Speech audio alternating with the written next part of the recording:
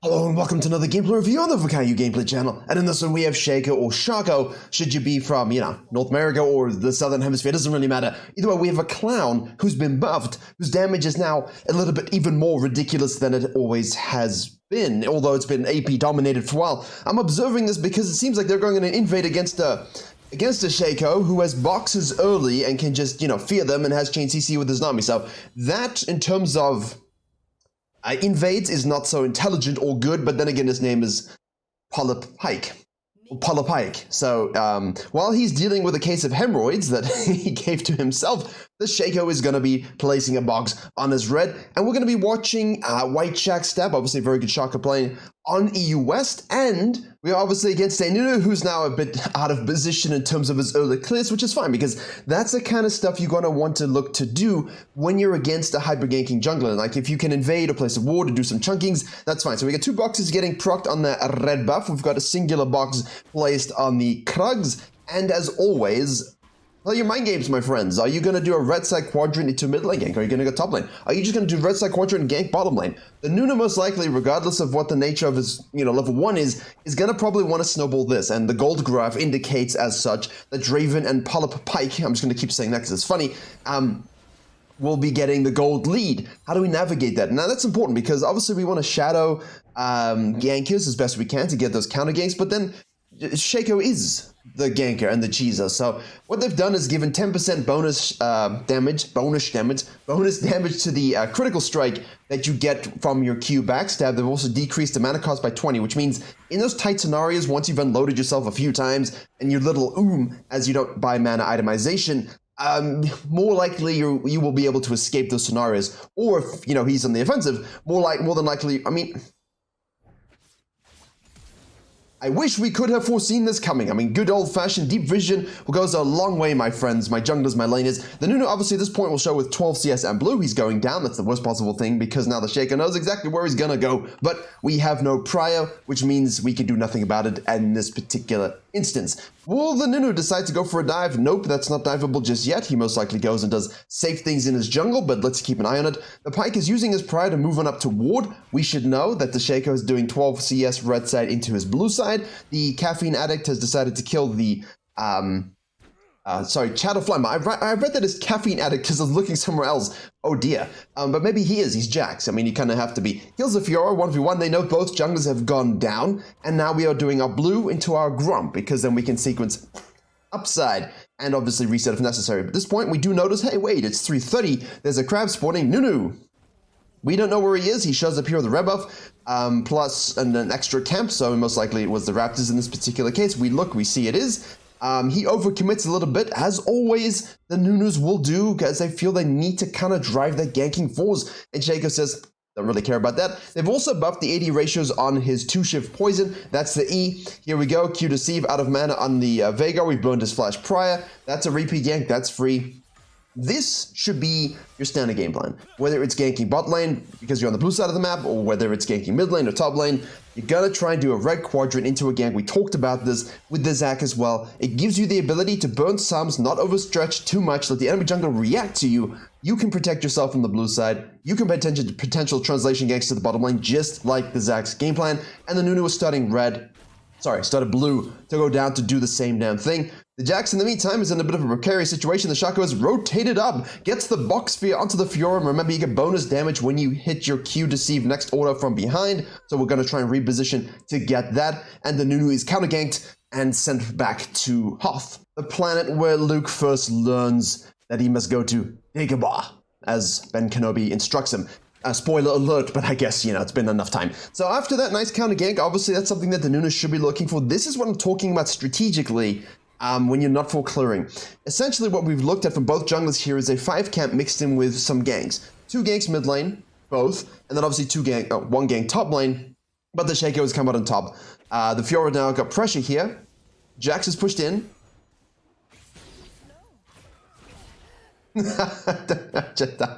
That damage is very good. Very good, very good. Obviously, remember that you get bonus damage from the passive here below 30% max HP. I believe that's what it is. Yes, it is. And that AD ratio is also buffed. And in the meantime, the Nunu has gone to the mid lane. I felt I just wanted to re-show this because he actually gets the flash passive proc runaway effect, and they don't get the kill, which is very sad despite the attempts by the Nunu to get the Veigar ahead. Obviously, remember, as we were saying, you get the slows on those attacks from your 2-shift poison, and you obviously do the additional damage that critically strikes when they're facing away from him, and obviously the additional damage there when they're facing away from him. So you want people to kind of run away. You know, you've got that Cassiopeia effect kind of going. The Ezreal's decided to disconnect and reconnect. We have the Nunu bot lane again. Overstaying when you're super low is really stupid against that champion. Draven's just going no brain cells all in, which is what Draven should do. Pyke says, can I stun you? Can I stop you? Can I kill you? And Shaco goes, Q's up. Q's up. That's what that will definitely give the Pyke hemorrhoids. That clenching, and maybe the Shaco too from that clenching. Yeah, fascinating. Obviously, we'll have a box here. W would do 3 into the W, and then of course you max your E. But at this point, I think he's going to go 2 into 2. Most games are 3 into the set max, which is perfect. And now we're going to fall back to our camps here. So as I was saying, we're looking for that 5 camp early. And it can take the form of a 5 camp gank, crab, double crab, and then loop back around again, right? And then you can reset and go straight to the bot lane. Or, as he shows up again, who could have foreseen a Nunu spam ganking? You'll notice the Shaco isn't really worried too much about, isn't too worried about what the Nunu's doing, right? I mean, he did try to get the Echo head as much as possible, knowing that this is most likely going to be something that happens. They overstayed in the bot lane here. We get heals up from doing our Gromp and our Wolves. Remember, you heal up from the camps being done, not smiting them anymore. And we actually repeat gank bottom lane. We do have ultimate available. We're up 2 levels. So if you can handle the ganks and the counter ganks while finishing a quadrant, right? Do red side quadrant, do a gank. Do blue side quadrant, do a gank. Gank top lane, do another quadrant. Reset, go down, look for a gank, do a quadrant. Look for the gank again. You're keeping control of your camps and your experience in such a way that you can still get 2-level leads, or at least a level ahead of the enemy jungler for 6 prio. Especially when they're spam ganking and then not pathing appropriately. So, you know, I had a coaching session the other day where someone went red Krugs and then went up to the blue, right? Into the Gromp, like that was the idea, but it was just such a waste of time. And what happens is when you do that and something happens that you need to react to, you're not level 3. And all that will mean is you'll have Krugs and maybe Gromp down, but the spawn timer from the Krugs to the Gromp being down, because you go red Krugs, blue Gromp, is insane. Right? And then you don't have any inner cams, no quadrant clearing, no second tier sequencing. It really stifles your level 6 gain. So keeping the quadrant clearing as a concept in your mind when you're trying to gank, that's the kind of stuff we're looking to really use to harness a season 13 Gucciness. And now, you know, Nunu's in his jungle, and we say, well, we have the lead. I know you were 4, I was 6, you'll probably be 5. I know you blues up, you're going to look for it. Can I go for a little bit of an invade? I've ganked mid lane enough. We actually get this dragging into the bush. The Nunu's forced to flash, gets ignite, phase rushes away. Doesn't really mean anything. We're in a bit of a precarious situation here, except we're not because we're camouflaged. And the Jax is chasing down. Everyone's rotating. The Pyke is here as well. The Nunu's dead. The Nami is here. If you're only everyone's here but the 80s carries, which I think is pretty much a normal stuff. So I like the pressure, right? The pressure's been quite subtle. It's not been, you know, it's not been like you would see bad Shacos do, where they would kind of just either full clear and then gank 14 times the same lane for no reason. It's always weird when they do that. Like they don't show up, they don't show up, they don't show up. Then there's your top lane, and then they show top lane again and again and again and again. And it's just weird, right? You're not optimizing anything. And it can either win them the game or lose them the game. It's true coin flip. This is a much better way to play even this champion. The early red side into a gank, into the fallback quadrant. You can always translate to bot lane. It's good. And then using that lead to get into the enemy's jungle. Now, we obviously are going to go for the Berserker's Greaves. We obviously have the Serrated Dirk and Warhammer. We want to see how these AD ratios feel. 7.5% increase on that damage for the 2-shift poison below 30% HP, and it is a very short 5% increase on the base form. I had to check the numbers because it was so weird. You know, normally it's like, here's 10%, 20% bonus AD buff. Like the mana cost and the 10% to the critical strike damage. Oh, that's easy to remember. But it's like, oh, 7.5, okay. That's random, but we'll take any buffs we can get on our champions, right? I mean, We're chasing down the Fiora here. We're going to reposition with Q to Sieve again. We're getting those slows. We chuck it out. Will we get the burn? No, it won't be enough. And then Veigar tries to collapse and kill us, and in doing so, puts himself in a time freeze. Echo's going to show up here. He does not seem to have flash, but the unknown of the Nunu means we back out. Now we're just looking at this. Draven now against the Ezreal. He's up a lot. Oh, yeah. Oh, there he is. Perfect. I love this. Not for the Ezreal, but I love this as the Shaco or the jungler. Hey, my support roamed with me to make an aggressive play, trying to gank top lane, trying to chase down the mid lane. You know, I pushed him out of the lane, which gives my Jax all this time to do stuff.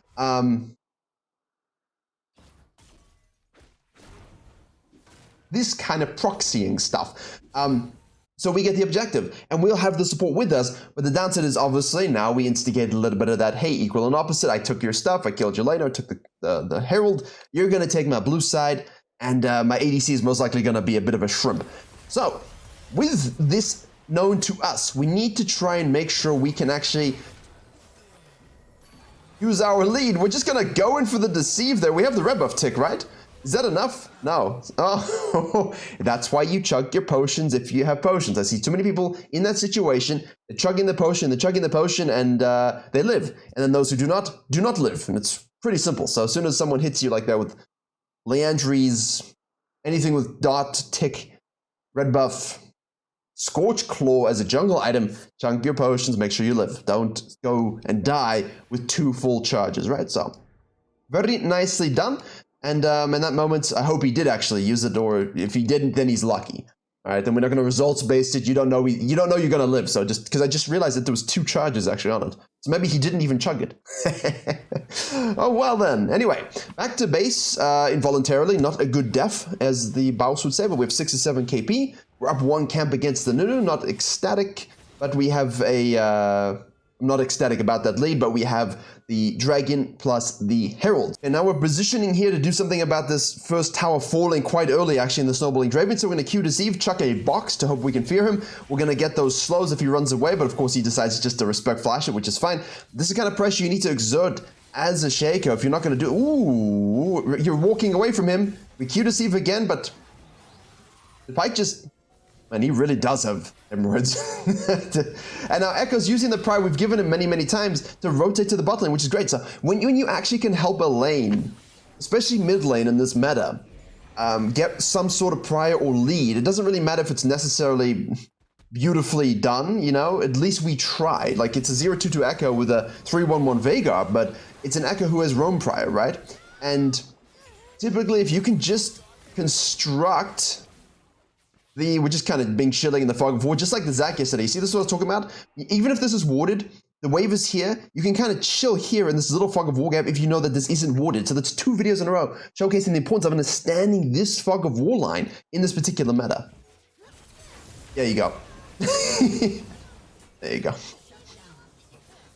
I mean, you just chuck out a 2 shift poison, some auto attacks, and off you go. We get the plates as well, which is great. But yeah, if you can create this pride for mid lane, to help you goon squad bot lane, you're typically going to have a very good game. So when someone's like, yeah, it's bottom lane meta, it doesn't mean only gank bot lane. Yes, it's a heavy goal, but if you can get mid lane ahead for the same thing, then that's perfect, right? Like, you want people to help you goon squad around the map. We will use our clone brother to make sure we secure that Snapdragon. We'll take those. I mean, controlling objectives anyway is good, right? It's obviously very good against things like Nunu and Shyvana, who...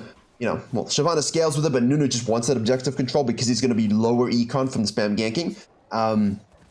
But as long as you can ping pong and control objectives with your jungler, do so. There's no reason not to. I know we see sometimes on High Korea, they ignore the dragons and the heralds and stuff, but it's good to take it. It's a good boost for your team. And when your team are not so good players, that statistical boost is nice. See, here we go. We have the pings. Let's have a look here.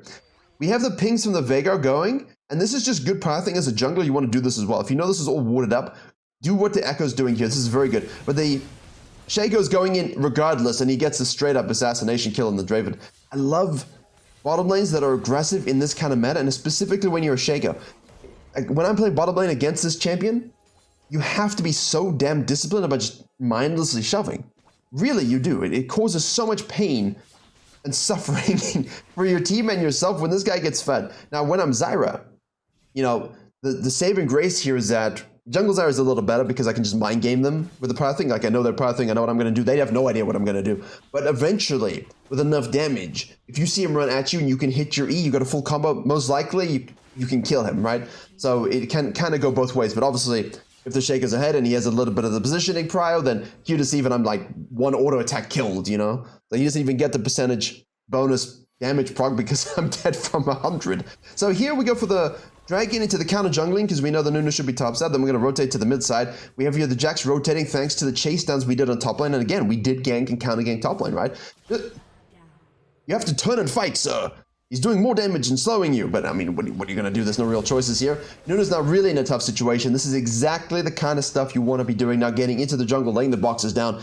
And that's the Duskblade, by the way. So we'll keep track of this. 382 bonus damage dealt at this moment. The 2-shift poison is going to feel nice. The Q damage critical stab bonus is going to feel nice as well. This one here. This will feel nice. You will enjoy it. It's not going to be something that's... You know, some buffs, you're like, these are going to break a champion. It's definitely not going to do that. But it's definitely going to feel nice if you main this champion. These kind of small AD ratio buffs, these kind of AD ratio buffs and changes can often do quite a lot of wonders when you have build versatility. I know this because of Volibear, right? He has a lot of different builds and Warwick as well. Little changes like this, 7.5% or 5% back and forth, can do a lot in terms of your feel when you know exactly a champion's damage output. And for Volibear, it was like the removal of the damage just made me feel like an absolute stuffed Build-A-Bear. To be honest with you, they need to deal with it. Like, give me some damage back. My W just feels like ass now. And most people are like, oh, it's a small change. It's like, I feel it. Like, I'm letting people get away with 10, 15 HP, 20 HP when they first did it because I was so used to them dying on this in these scenarios. And then I was building different itemizations and I knew exactly how it felt. You take away or add 5% AD, it can do a lot. It can do an absolute lot, even though the number doesn't seem so big. And for a Shaco, obviously, that's going to be good. Here we go, Q deceive into the lane. Pyke says no, we place down a box. They go all in on our mispositioned team, which means we have to reposition again. 4 seconds on the Q deceive. The Draven's out of position. He's going to ult. They're going to try to get kills. The Shaco presses his ultimate button, which is something I always forget in terms of what it's called. He hit the wrong one, didn't he? What's it called? Quickly. Hallucinate. Excuse me. I love the reposition. You know, there was a clip from Vega V2 playing his Shaco on Twitter a couple weeks ago with some German Cassidy music. You know, it was... Look, as everyone knows, I don't like the champion personally, but his repositioning and everything like that was so good and so crisp. It was just a wonderful sequence of mind gaming and using that Q beautifully with the backstep procs, with putting the right boxes in the right place. It was just really well done. I should probably just learn what this is called. Jack in the... That's so damn obvious. Why can I not remember the most simple, logical names, but when it comes to like other champions, I just remember something absolutely ridiculous. You know, like parallel convergence. I mean, obviously with the Echo got like 300k, so it's, I guess, a little bit of a different situation, but still, you know what I mean.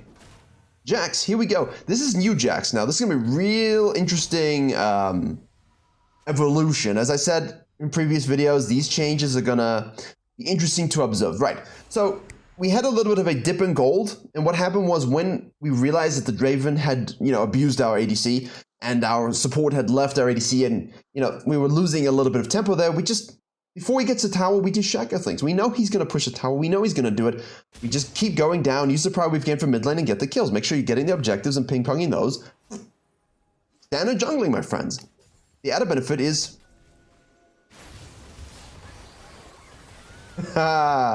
Nami gets one shot. We were looking at the Pyke move there. Obviously, you want to reposition to try to get down. We're going to use our ultimate. See, AoE damage there, good Q. The AoE damage is a crucial thing here against the Shaco when he does that, right? Because he's going to ult, he's going to have his deceive. You want to trap him, slow him, and burst him all out before he can do that again. But obviously now he was able to get out. Again, good box here. Obviously, if this was AP, this would be burning a lot more, which it isn't, so you're going to focus more on those assassinations with your Q. We're actually going to go back in here because our Jax shows up. We have here the TP from the Fiora as well, so we do have to be cautious. This is it. Here we go, using the Invis. Nice execution on the Nunu as well as the Draven. Can we get the Fiora as well? 2, 1. Are we going to use it? Yes, we are. We're going to reposition. We have the 2-shift poison. The kill is taken away from us. We'll chuck that one out. 3 kills for the Shaco. Well done. Good turn here. A lot of junglers in low elo will just go back and do this. You see this? You see the TP? You see your Jax doing work? All right, let's go. And yes, the goal is to flank, right, as an assassin, but you see how we can use our Q to just run through them. Like, no one can see us. Totally unseeable. So you have that bonus advantage. And then, of course, you have the Duskblade of Darakthar's Invis proc, so you can position again and that, you know, carry some of the cooldown for your Q to come up again. Now, because you can kind of stand fights longer, this 8.08 seconds doesn't really feel as long, you know, especially when you use the max duration of it to go into the backline. So like maximizing the duration is always gonna feel nice, you know? I know you have to kind of. All right, so we're just gonna go for this with the Jax. I think that's obviously a standard play at this particular point. We have the other Draven mid lane, we have the Echo bottom lane. He does have TP, Pyke is showing up. He's gonna ward like they may be doing it. We are doing it, Draven's gonna ult, that's fine. Ooh, that was a little too close. Against a Nunu, it's always a bit risky. We're in the back of the pit here, again, AoE ultimates. Ezreal's in the back here, we have the Jax here, we're on the backside here. We're trying to get the fears on the, Jesus. It's always so much damage. And it's even more now. He's 11.18. I mean, this is what you'd expect from an assassin, but here we go. Over the wall. A little bit of a chuck. Can we get the slow? No bonus damage because above the 30% max HP. Push the wave with this. Catch the wave here. Nicely done. Echo obviously has used the TP to get into the fight. Here we can basically look to shadow the scenario. We don't need to push. We're looking for the flank. We have a cannon wave with Baron. This guy's just going to knock this down. I mean, we've got Shojin plus Divine Sundra. The green Jax build. Why don't we have green boots? Do I only encounter green boots?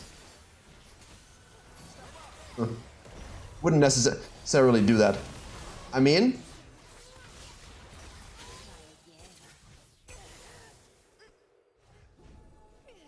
Here we go, around the corner. There we go, one more. We got it. And we're going to reposition with the Drakthar. The Pyke's going to go in here, but is it the right one? Place down your box in case you do survive, which we do, but we didn't actually need it, and we got the kill. So, you know, all assassins, standard stuff. I'm not going to 0.5 slow position everything. You know, I do the same with Evelyn and all that.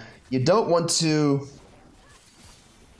just be in the situation where you're running with your team at the tower, doing nothing. You want to be on the side, looking to flank in, looking for those entry points. If you're Kha'Zix, if you're SHACO, if you're Kayn, if you're Rengar, you're going to have a bit more of an easier time than certain other assassins because of the nature of your abilities. But obviously the Kha'Zix are and the SHACO Q are probably the closest to, I can just run at them from whatever angle I want and get to where I need to go, and then I can reposition using atomization and then using my cooldowns. We're going to bust this open, and this is great discipline here, not over pushing.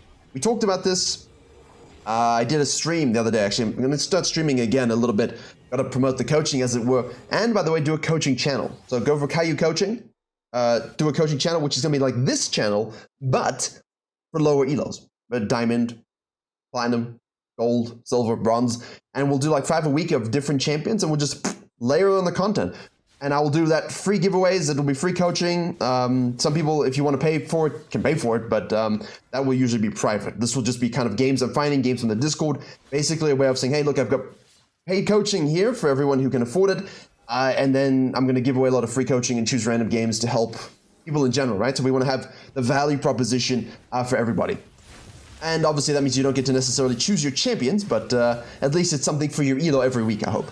And in the meantime, we're going to go back to base here, spend our cash monies, look at the atomization. We've got the collect to extra execute is always valuable in champions with percentage bonus damage procs. Even if it's a small, tiny one, the build path is always good, and the crit is nice as well, as we all know from SHACO. So we do have here the Mortal Reminder.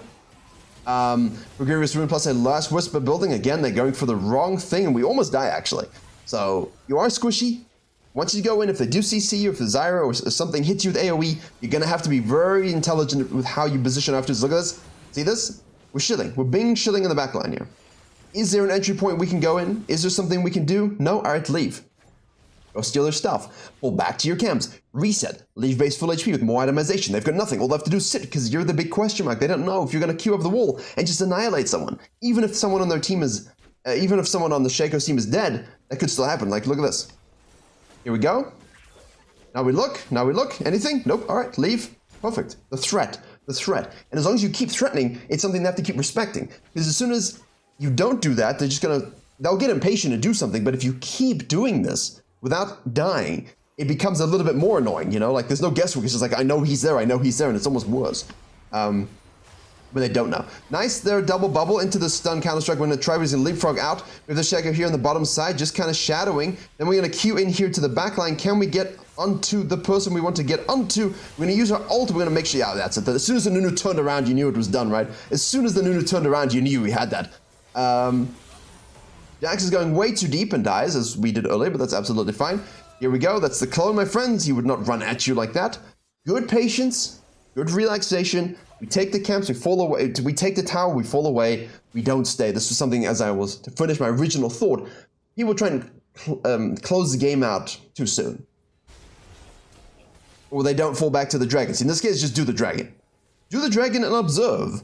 Will there be cleanup for me to deal with? Oof. Yeah, we'll just take that. There we go. No smite, doesn't really matter. Draven goes over the wall. We get one order almost killed. I love the misdirect queues, man. You face one way, and you actually queue back towards them, and then you get the chaps. Take him out. Right, back to base. Baron will be spawning thusly. Let's jump to that. There we go. We're gonna be... What the fuck? 2 Barons? Had to be said. I didn't even know that could be done in replays. I have achieved the impossible. I've played and watched and coached and studied maybe 20,000 plus replays, and I don't think I've seen 2 Barons, so there you go. There's always a first. 2 Nexus explosions, yes. Over the wall, 3 death. Here we go. The Jax is leading the way. We'll take the tower shots, and this should be the end of the game. Should be straightforward for us to close. So, as you can see, a measured gank approach using quadra control, repositioning, using your champion perfectly. The box there on the pike hook is always very funny. Setting up your team with presence everywhere, while still heavily influencing the bottom lane. That's the trick in the season. That's a trick for SHACO. That's a trick for Assassins. Can we do that? And if you can, you will win most of your games. Quadrant, gank, look, fall back, react for a counter gank, top lane counter gank. I mean, we impacted every lane nicely. Bottom lane definitely on the heavy side. That's what we want, and we use that for straight up objective control. We got the Ocean Soul, we got all the Barons, we got all the Heralds. Total perfection game. Nunu got destroyed. We forced him to do the reacting, which is nice, right? Normally we all have to react to the Nunu, but it was the opposite this way. So, hope you enjoyed it on something. Don't forget SHACO Guide, Life Companion Guide, linked in the description below. Coaching available, Virkayu.gg. Don't forget the bootcamp with a $400 coaching giveaway. Don't worry, it's not one session, it's a whole actual thing. I'm going to talk about it right now. And to start off for Season 13, I will be hosting another bootcamp with Coach Kybert for laners and junglers and for every single role. Topics on your screen now starts end of January 30th. Basically, we're going to be covering everything in this video in depth related to you, giving you some active examples, some drills, everything to make you a better League of Legends player as a whole, all through a really in-depth 2-week bootcamp from January 30th onward. And additionally, I will be raffling off a $400 coaching package to a lucky winner who subscribes in the first 100 tickets, which means a further 4 hours of coaching directly with me, all free for you after the bootcamp is finished. And overall, the bootcamp is just chocked full of absolute free coaching, free VOD reviews, Q&As. We have 10 different sessions for you from myself and Coach Kybert. We have other challenger coaches on call. Essentially, you're looking at something like 30 coaching sessions for the price of 1, all within a community hosted by Gosu Academy. So click the link in the description below, sign up, join the Discord, and I will see you all there to learn everything you need to know about Season 13 jungling and laning so that you can climb to your ranked goals and beyond.